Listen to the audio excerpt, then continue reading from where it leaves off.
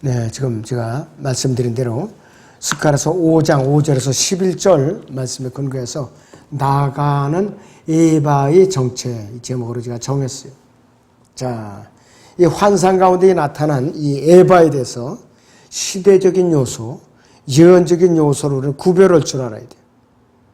그래서 이 요소들의 에바 또는 에바 가운데 앉아있는 한 여인을 담고 있는 에바의 입을 봉하는 납덩어리, 에바를 들어 올리는 기능만을 가진 황새의 날개를 가진 여인들과 바빌론, 즉 신할 땅으로 들어가 버리는 여인 등이 여기서 나오고 있어요. 그래서 이처럼 성장하고 있는 것이 온 땅에 퍼져 있었어요. 온 땅에. 에바는 질량 단위이기도 합니다. 또 단위에 따라 그릇 같은 것인데 여기서는 그 에바에 두 여인이 있다고 말하고 있어요. 구절을 다시 보죠. 그때 내가 내 눈을 들어보니 보라 두 여인이 나오고 그들이 날개에 대려는 바람이 있으니 이는 그들이 황새의 날개 같은 날개들을 가졌습니다. 또 그들이 땅과 하늘 사이로 에바를 들어 올리더라 했습니다. 두 여인이 에바에 들어가 있을 정도면은 굉장히 부피가 큰 에바예요. 두 사람을 들어 올릴 정도면은. 그리고 환상을 보여주는 이 천사는 악한 것이라고 말하고 있어요. 5장 8절에 보지. 그가 말하기를 이것은 악한 것이라고 그랬어요. 그가 그것을 에바 가운데다 던지고 납덩어리를 그 입 위에 던지더라 그랬습니다. 부정적인 교리를 속는 장면이 이것이. 에바 가운데 있는 여인들은 악한 영적인 존재들이고 그 에바를 신할 땅으로 옮겨 집을 짓는다고 말하고 있어요. 집을 짓는다고 11절에서. 이것은 요한계시록에 언급되고 있는 지금의 바빌론, 창녀 바빌론과 무관하지 않아요. 왜냐? 그것이 모든 악한 영적 존재들의 소굴이에요. 요한계시록 18장을 잠깐 보겠습니다. 자, 1절부터 이 일들 후에 내가 보니 또 다른 천사가 큰 권세를 가지고 하늘에서 내려오는데 땅이 그의 영광으로 환해지더라. 그가 큰 음성으로 힘있게 외쳐 말하기를 큰 바빌론이 무너졌도다 무너졌도다. 마귀들이 거처가 됐고 온갖 더러운 영의 소굴이요 모든 더럽고 가증한 새의 소굴이로다 했습니다. 마귀들의 소굴, 온갖 더러운 영의 소굴이라. 오늘날에 어디냐? 바로 로마 바티칸을 말하는 것이. 너무나도 참 우리에게 분명하게 알려주고 있는 것이 4절을 보니까요. 또 내가 들으니 하늘에서 다른 음성이 나서 말하기를 나의 백성들아 그녀에게서 나오라. 그리하여 그녀의 죄들의 동참자가 되지 말고 그녀의 재앙들도 받지 말라. 이는 그녀의 죄들이 하늘에까지 닿았고 또 하나님께서는 그녀의 불의를 기억하셨기 때문이라. 그녀가 너에게 준 만큼 그녀에게 되돌려 주라. 그리고 그녀가 행한 것을 따라 2배로 갚아주라. 그녀가 채운 잔에도 그녀에게 2배로 채워주라 했습니다. 8절에 보시면 이로 인하여 그녀의 재앙들이 하루 만에 닥치리니 죽음과 슬픔과 기근이요 또 그녀는 불로 완전히 태워지리니 이는 그녀를 심판하시는 주 하나님은 강하시기 때문이라 했습니다. 앞으로 이 바티칸 국이 불타서 없어질 거예요. 유럽연합이 그들과 이제 동일해 가지고서 로마 바티칸에다 권력을 내어줘요. 잠시 동안. 나중에 속은 것을 알고 그들이 공격을 해갖고 불태워버려요. 그러면서 이 적그리스도는 어디로 피신하느냐? 예루살렘으로 자리를 옮기는 거예요. 예루살렘으로. 자, 그래서 지금은 유럽연합이요. 철저하게 속고 있어요.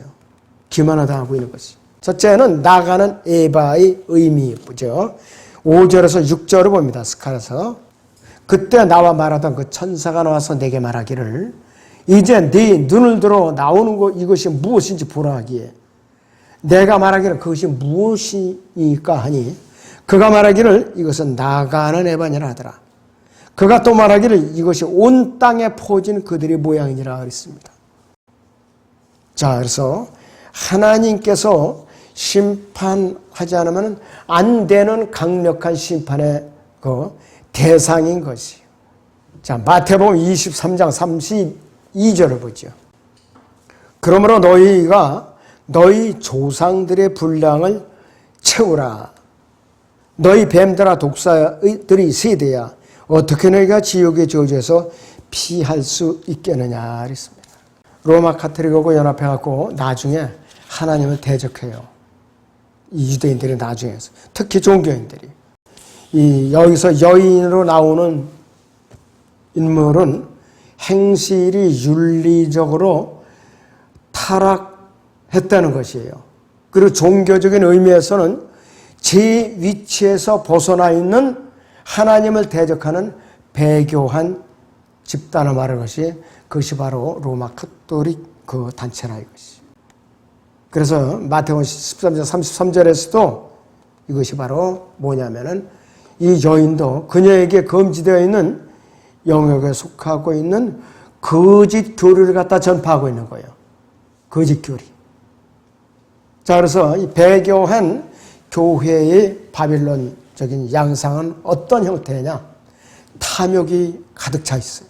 그리고 상업주의에 물들어가지고서 말은 교회인데 사치로 얼룩져 있는 교회예요. 사치로 얼룩져 있어요. 요한계시록 17장 보죠. 1절부터 보죠.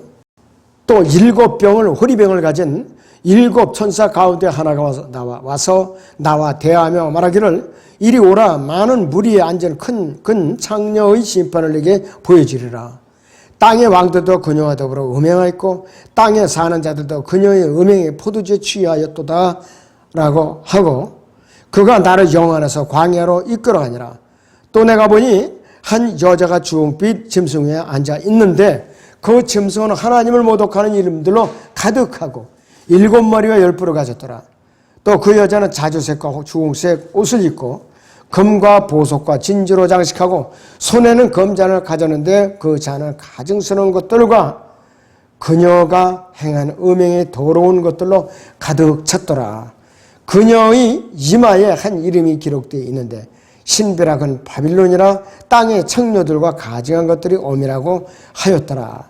또 내가 보니 그 여자가 성도들의 피와 예수의 순교자들이 피에 취하였더라. 그러므로 내가 그녀를 보고 크게 의아해하며 놀랐더라 그랬습니다. 앞으로 이제 마지막 때에 우리가 들림 받고 나면은 이 일이 또 벌어질 거예요. 또 벌어질 거라 이것이. 참 안타까운 일이죠. 자, 그러면은 이 에바 가운데 앉은 여인의 정체는 구체적으로 뭐냐 이것이요. 구체적으로. 스가랴서 5장 7절에서 8절을 봅니다. 보라, 납 한 달란트가 들어 올려졌으며 이것이 에바 가운데 앉은 한 여인이라 하더라. 그가 말하기를 이것은 악한 것이라 하고 그가 그것을 에바 가운데다 던지고 납덩어리를 그 입 위에 던지더라 그랬습니다. 스가랴의 9번째 환상이야 이것이. 표면상으로는 우상 숭배에서 손을 뗀 것처럼 보였지만은 타락한 유대인들은 우상 숭배에 빠졌어요. 바빌론에서 무엇을 손에 넣으려는 그칠 모르는 탐욕으로 물이 뱉은 거예요. 이들은 우상 숭배 때문에 바빌론 포로로 끌려가고 나서도. 말라키 보죠.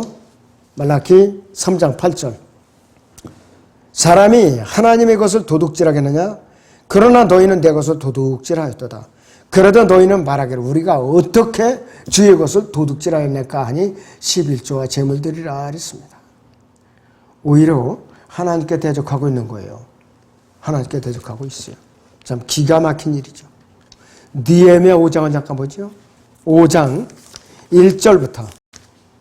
그때 백성과 그들의 아내들이 그들의 형제 유대인들에게 대해 크게 울부짖었으니 어떤 이들은 우리와 우리 아들들과 딸들이 많으므로 우리가 그들을 위해 곡식을 얻어 먹고 살아야겠노라 하고 또 어떤 이들은 기근으로 인하여 우리가 곡식을 사기 위해 우리 땅과 포도원과 집을 저당 잡혀노라 하며 또 어떤 이들은 우리가 왕의 세금을 위하여 우리의 땅과 포도원을 잡혀서 돈을 빌려노라. 우리의 육신이 우리 형제의 육신과 같고 우리 자녀가 그들이 자녀와 같은데 보라, 우리가 우리 아들들과 딸들을 종이 되도록 노예로 팔았고 우리 딸들 중 얼마나 이미 노예가 되었으나 그들을 속량할 능력이 우리에게 없으니 이는 다른 사람들이 우리의 땅과 포도원을 가지고 있음이라. 이렇게 부르짖고 있어요. 또 내가 그들이 부르짖음과 그런 말을 듣고 심히 분노하여 숙고한 후에 귀족들과 치리자들을 꾸짖어 그들에게 말하기를 너희 각자 자기 형제들에게서 고리를 거두어놓다 하고 그들에 대해 큰 집회를 열어 그들에게 말하기를 우리가 이방에 팔렸던 우리 형제 유대인들을 우리 힘으로 속량했거늘 너희가 너희 형제를 팔고자 하느냐 아니면 그들을 우리에게 팔리도록 하겠느냐. 아니 그들이 잠잠하고 대답할 말을 찾지 못하더라. 내가 또 말하기를 너희가 행하는 것이 좋지 않도다. 우리의 원수 이방의 비난 때문에라도 너희가 우리 하나님을 두려워함으로 행해야 하지 않겠느냐 그랬어요. 바빌론 포로에서 기껏 돌아와가지고 부자들이 가난한 사람들은 노예로 쓴 거예요. 기가 막힌 일이에요, 이것이. 그래서 바빌론에 우상 숭배로 바벨론을 끌려갔었는데 바벨론에서 돌아온 자들이 정신을 차리지 못하고 또 우상 숭배에 빠지고 또 자기의 그 가속도를 갖다가 돈 있는 사람들한테 팔아먹은 거예요. 또 그 이방인들과 자녀들을 주고받은 거예요, 서로. 그게 하나님께 기뻐하시겠느냐 이것이. 자, 그렇기 때문에 이들은 하나님께서 자신의 땅과 백성 가운데 들어와 있던 바빌론 주에 대한 내리신 실제적인 심판을 하나님께서 하시는 거예요. 이 바빌론 에바 가운데 앉은 여인의 정체가 그렇다 이거죠. 자, 그러면은 신할 땅에 세워진 집의 예언적인 의미가 무엇인가? 신할 땅에 세워진 집의 예언적인 의미가 무엇냐 이것이요. 자, 스가랴서 5장 9절에서 1절을 보죠. 그때 내가 내 눈을 들어보니 보라 두 여인이 나오고 그들이 날개들에는 바람이 있으니 이는 그들이 황새의 날개 같은 날개들을 가졌습니다. 또 그들이 땅과 하늘 사이로 에바를 들어 올리더라. 그때 내가 나와 말하던 그 천사에게 말하기를 이들이 그 에바를 어디로 옮기나이까 하였더니 그가 내게 말하기를 신할 땅에 그것을 위해 집을 지으러 하느라 그것이 완성되리니 거기 그녀의 기초 위에 세워질 것이니라 하더라 그랬습니다. 자, 이것은 요한계시록 17장에서 18장에 나오는 바빌론 창녀의 본거지예요. 이 시대의 바티칸 그 공화국이라 이것이. 자, 그래서 이 여인은 수많은 교회들을 통합을 시켜가지고 큰 환란 기간에 적그리스도를 섬기기 위해서 아주 분주하게 활동을 하고 있어요. 아주 분주하게 활동을 하고 있어요. 자, 그런데 바빌론이라는 이름이 의미가 밝혀지고 있듯이 교리적으로 혼란에 지나지 않는 것을 내세워가지고 상업주의, 그 다음에 부와 사치로 인해서 속까지 썩을 대로 썩어버린 부자들의 모든 범죄 행위들을 갚아주고 있는 이 시대의 로마 가톨릭과 배교한 자칭 이방인 교회들은 하나님의 심판을 피할 수가 없다 이것이 바로. 그것이 바로 신할 땅에 세워질 그 기초라 이것이. 에바를 타고 두 여인이 옮겨졌잖아요. 바로 그것을 의미하는 것이. 요한계시록 18장 다시 봅니다. 이제 망하는 장면이 나와요. 바빌론이. 요한계시록 18장 9절부터 보지요. 그녀와 더불어 행음하고 즐기며 살던 땅의 왕들이 그녀가 불에 타는 연기를 볼 때 그녀로 인하여 울며 애곡하리니 그들은 그녀가 당하는 고통이 두려워 멀리 서서 말하기를 슬프도다 슬프도다 큰 도성 바빌론이여 견고한 도성이여 일시에 너희 심판이 임하였구나 라고 하리라. 또 땅의 상인들도 그녀로 인하여 울고 애통하리니 이는 이제 자기들이 상품을 사는 사람이 더 이상 없기 때문이니라.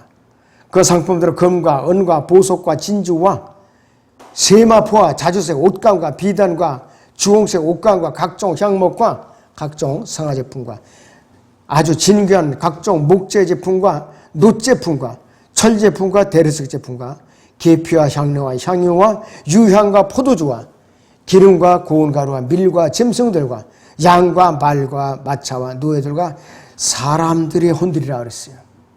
표를 받으면 이제 사고 팔아요. 혼을 통제할 수 있기 때문에. 네 혼이 열망하던 과일들이 너에게서 떠나갔으며 또 온갖 기름지고 빛나는 것들은 너에게서 떠나갔으니 결코 다시는 그들을 찾지 못하리라 그랬어요. 그녀로 인하여 지부한 이런 성품들이 상인들이 그녀가 당하는 고통을 무서워하며 멀리 서서 울고 통곡하여 말하기를 슬프도다 슬프도다 세마포 자주색과 주홍색으로 옷 입고 금과 보석과 진주로 단장한 큰 도성이야. 그처럼 막대한 부가 일시에 황폐되었도다 라고 하더라. 그러므로 모든 선장과 모든 선객과 선원들과 바다에서 장사하는 모든 자가 멀리서 서서 그녀가 불에 타는 연기를 보고 외쳐 말하기를 이 큰 도성 같은 도성이 또 어디 있겠는가라고 하니라 했습니다. 완전히 그 왕청이 불타서 없어지는 거예요. 그래서 지금 무역상들이 이 카톨릭 영향권에서 무역으로 하는 것이 한두 푼짜리가 아니에요. 거대하게, 아주 무지무지하게 거대한 거예요. 자, 그렇기 때문에 우리는 앞으로 이제 갈수록 배교가 극치르게 됐어요. 갈수록. 요 코로나 요 바이러스는 예행 연습에 불과해요. 조금 예행 연습이죠. 그러면서 우리 그리스도인들은 믿음을 계속 흔들어 놓고 못 모이게 하고 믿음을 좀 멀어지게 하는 것이에요. 아무튼 우리가 각자의 믿음을 철저하게 지켜내야 됩니다. 기도하겠습니다.